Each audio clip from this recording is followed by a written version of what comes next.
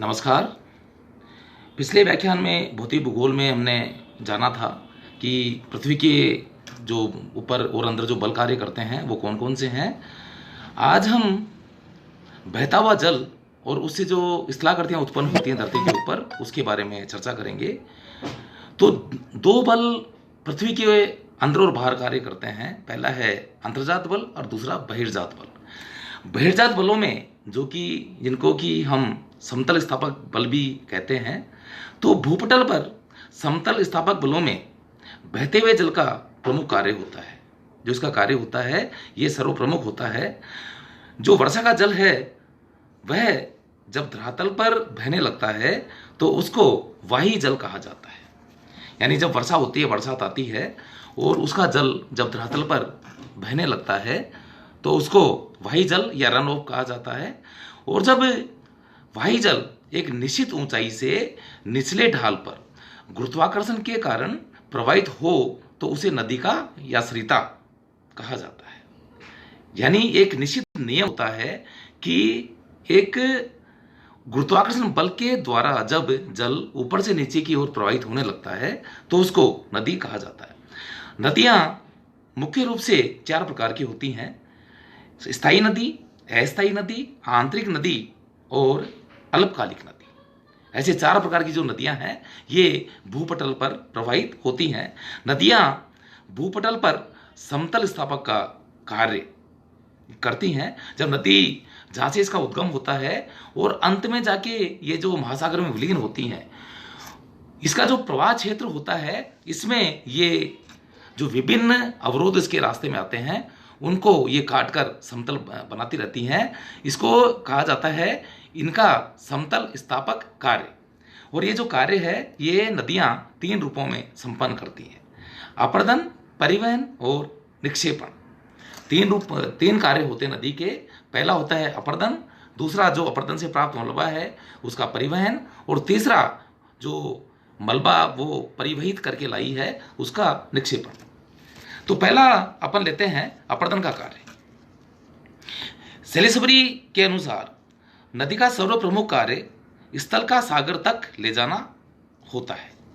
यानी सेलिसबरी ने कहा है कि नदी का जो पहला कार्य होता है जब नदी का उद्गम होता है, उत्पत्ति होती है, तो सबसे पहला कार्य उसका जो उसके मार्ग में अवरोधक होते हैं, यानी जैसे कहीं पर पर्वतीय क्षेत्र का उत्थान हुआ है, नदी का जन्म वहां पर हो गया है, तो सबसे पहले उसका जो कार्य होता है कि उस उत्थित भाग को काट के और उसको सीधा सागर तक लेके जाना उसका काम होता है।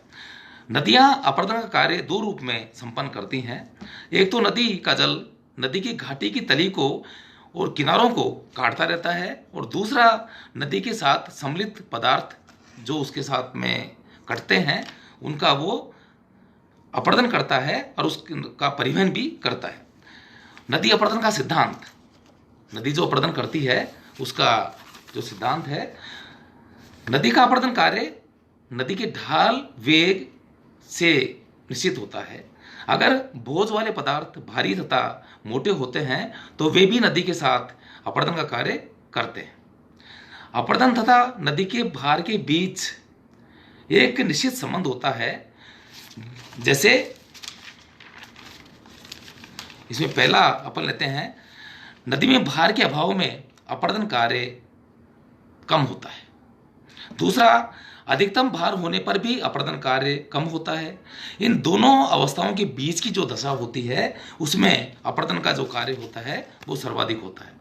भार के साथ साथ नदी के प्रवाह में वेग का होना भी आवश्यक होता है। वेग के अभाव में नदी अपर्दन का कार्य संपादित नहीं कर पाती है। यानी अगर भार हो और नदी के पानी में वेग नहीं हो तो भी नदी अपर्दन नहीं कर पाती है। यदि नदी का वेग दुगना कर दिया जाए तो उसकी अपर्दन शक्ति चौगुनी हो जाती है। यदि नदी का वेग चौगुना कर दिया जाए तो उसकी अपर्दन शक्ति 16 गुनी बढ़ जाती है। लेकिन यह तभी संभव है जब नदी के बोझ में समानता रहे। चट्टानों का संगठन भी महत्वपूर्ण होता है। कई बार क्या होता है कि नदी के रास्ते में कठोर चट्टानें आ जाती हैं तो उनका अपर्दन बड़ी मुश्किल से हो पाता है। नदी अपर्दन के रूप, नदी द्वारा अपर्दन कार्य दो रूपों में होता है। पहला होता है रासायनिक अपरदन और दूसरा यांत्रिक अपरदन। पहले में अपन लेते हैं घोलीकरण। नदी के मार्ग में आने वाली चट्टानों के घुलनशील पदार्थ उनसे अलग होकर जल के साथ हो लेते हैं, इसको घोलीकरण क्रिया कहा जाता है। कार्बोनेशन की क्रिया के कारण चट्टानों का अधिकांश नमक उनसे अलग होकर बहने लगता है। मरे ने गणना के आधार पर यह बताया है कि नदी के प्रत्येक घनमील जल में 7,62,587 टन खनिज पदार्थ होते हैं। इनका आधा भाग कैल्शियम कार्बोनेट का होता है। दूसरा जो नदी का जो अपरदन कार्य होता है उसमें मुख्य रूप से होता है अपघर्षण। नदी के साथ प्रवाह में कंकड़ पत्थर भी चलते हैं। इन पदार्थों के संपर्क में आने वाली चट्टानों की घर्षण द्वारा टूट के इनमें आपस में इनके घर्षण होता रहता है और टूट फूट की इनमें क्रिया चलती रहती है। और ये जो टूट फूट की क्रिया आपस में रगड़ खाकर होती है, इसको अपघर्षण कहा जाता है। ये पदार्थ जिनको छेदन यंत्र कहा जाता है, नदी में लंबवत तथा क्षैतिज दोनों तरह से कटाव करते हैं। नदी के पानी में भंवर पड़ जाते हैं। इसमें पत्थर के नुकीले टुकड़े सघरे तथा गहरे गर्तों का निर्माण करते हैं। इनको जल गर्तिका या पोर्ट होल्स कहा जाता है। दूसरा है सन्नी घर्षण। नदी के साथ चलने वाले कंकड़ पत्थर नदी की घाटी में अपरदन करने के अलावा ये टुकड़े आपस में भी टक्कर खाते रहते हैं। इस प्रकार आपस में होने वाली रगड़ तथा टूट फूट की इस क्रिया को सन्नी घर्षण कहा जाता है। सन्नी घर्षण द्वारा नदी के भार के पदार्थ अत्यंत महीन हो जाते हैं, जिनका परिवहन आसानी से हो जाता है। अगली जो क्रिया है जल गति क्रिया। इस प्रकार के अपरदन में केवल जल का ही सहयोग होता है। इसमें जल अपने वेग से ही चट्टानों को काटता रहता है। अगला जो क्रिया है नदी का परिवहन कार्य। जब नदियां चट्टान चूर्ण का एक स्थान से दूसरे स्थान पर स्थानांतरण करती हैं तो इसे परिवहन कहा जाता है या नदी द्वारा किया हुआ परिवहन कहा जाता है। नदी के परिवहन क्षमता की भी एक सीमा होती है। इसके बाद नदी असमर्थ हो जाती है और अब जो पदार्थ अपने साथ लेकर चलती है उनका वो निक्षेपण करने लग जाती है। नदी के परिवहन क्षमता को दो कारक प्रभावित करते हैं। पहला बोझ के पदार्थों का आकार और मात्रा और दूसरा नदी का वेग। नदियां बोझ का परिवहन कई रूपों में करती हैं। जैसे पहला है कर्षण द्वारा, इसको बोलते हैं बाई ट्रैक्शन। जब चट्टानों के बड़े टुकड़े लुढ़क कर चलते हैं तो इसको कर्षण कहा जाता है। ये टुकड़े नदी की तलहटी के साथ फिसलकर चलते रहते हैं।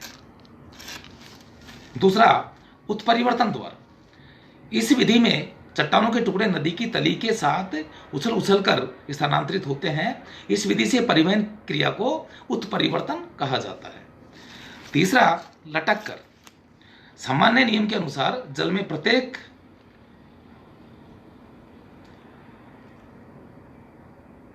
कण का भार कम हो जाता है, या प्रत्येक जो वस्तु होती है नदी के जो प्रवाह होता है उसमें जो प्रत्येक जो वस्तु उसके साथ चलती है आगे बढ़ती है उसका भार या कम हो जाता है। इस क्रिया के द्वारा मध्यम आकार के टुकड़े जल में लटके रहते हैं और जल धारा द्वारा जल में दूर तक बहा लिए जाते हैं।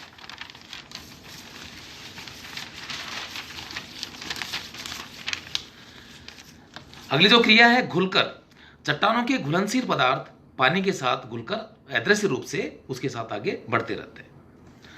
ये तो जब नदी की उत्पत्ति होती है और उत्पत्ति के बाद में जब नदी आगे की ओर अपनी यात्रा करती है, आगे बढ़ती है, तो उसके द्वारा जो अपरदन होता है और अपरदन की कौन कौन सी क्रियाएं होती हैं और उसके पश्चात जो अपरदन के द्वारा चट्टानें कटती हैं उस मलबे का जो परिवहन होता है उसके बारे में अपन ने चर्चा की। आगे ये जो अपरदन होता है उससे जो स्थल रूप उत्पन्न होते हैं उनके बारे में अपन चर्चा करते हैं। इससे पहला है नदी घाटी का विकास। और नदी घाटी का जो विकास होता है इसके अंतर्गत पहला जो होता है वो घाटी का गहरा होना, जिसमें वी आकार के घाटी का निर्माण होता है, गार्ज बनते हैं, कैनियन का निर्माण होता है। दूसरा है घाटी का चौड़ा होना, जिसमें नदियों का जो विसर्ग बनता है उसका निर्माण भी इसमें शामिल होता है। तीसरा घाटी का लंबा होना और चौथा है सरिता अपहरण द्वारा उससे उत्पन्न स्थल रूप। इसमें जो बहुत ही महत्वपूर्ण स्थलाकृति है, जो अक्सर आपके एग्जाम में ये पूछ ली जाती है, वी आकार की घाटी। जब नदी अपनी तली को काटकर गहरा करती है तो उस घाटी का आकार वी अक्षर के समान हो जाता है। यह घाटी अत्यंत तंग और सक्रिय होती है तथा ढाल तीव्र होता है।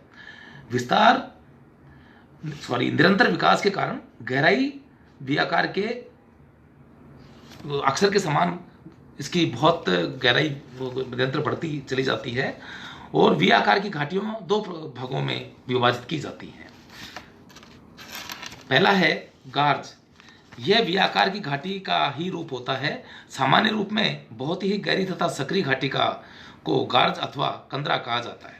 वास्तव में जब वी आकार की घाटी का ढाल अधिक हो जाता है तो गार्ज का निर्माण होता है। दूसरा कैनियन। गार्ज के विस्तृत रूप को ही कैनियन कहा जाता है। यह आकार में विशाल और अपेक्षाकृत अधिक सकरा होता है।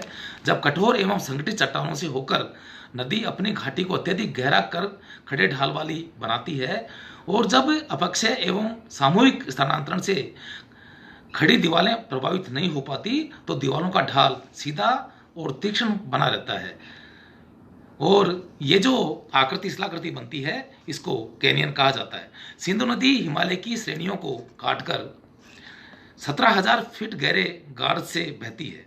यूएसए की जो कोलोराडो नदी है वहाँ का जो ग्रैंड कैनियन है वो भी इसी प्रकार की जो भूआकृति है उसका उदाहरण है।